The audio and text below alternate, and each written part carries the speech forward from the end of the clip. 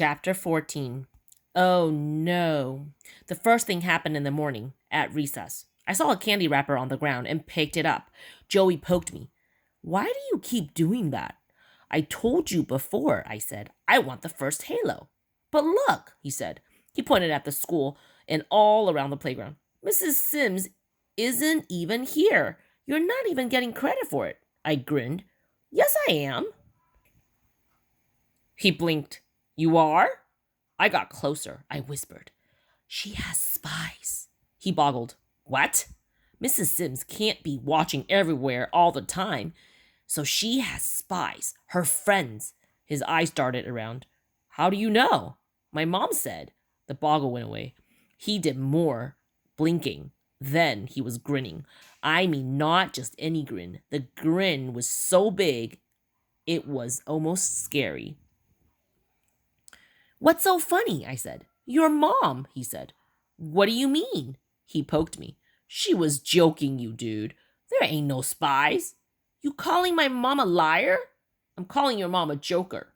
He tossed a gummy bear at me. It bonked off my nose. There ain't no spies. There ain't no spies? Now it was my turn to boggle. The second thing happened in the afternoon. We were riding home on the bus. My sister sat behind me. She kept taking off her seatbelt and reaching over my seat and sticking her finger in my ear. She knew I can't stand that. It was getting harder and harder for me not to strike back. So I got off the bus early. Hey, she called. It's not our stop. I kept walking. I prayed she wouldn't follow me. She didn't. Two other kids got off with me. Heather first and Constantina Pappas. Heather said, This isn't your stop. I know, I said. I started walking for home. I heard a scream, Buster! Buster! A little black and white dog came around the corner. It had a leash, but there was no person on the other end of the leash.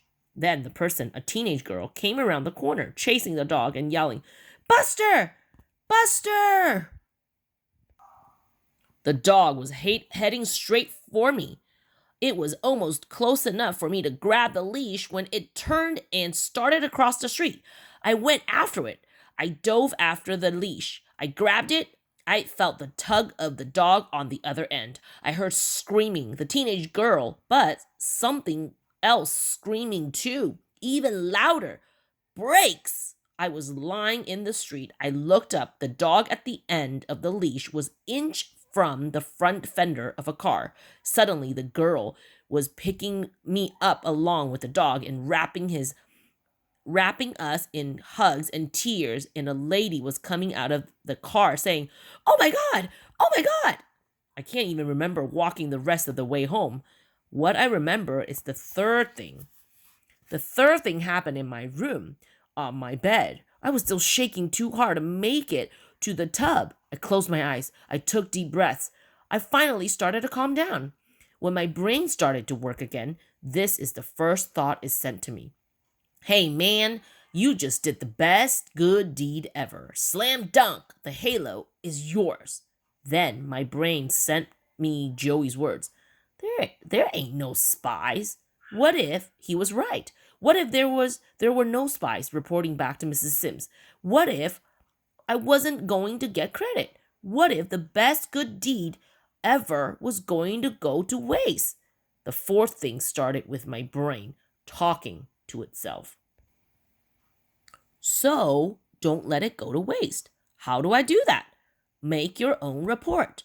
So that's what I did. With my best cursive, I wrote down what happened with the dog. I included everything. Buster! Buster! The brake screeching. Oh my God! Oh my God!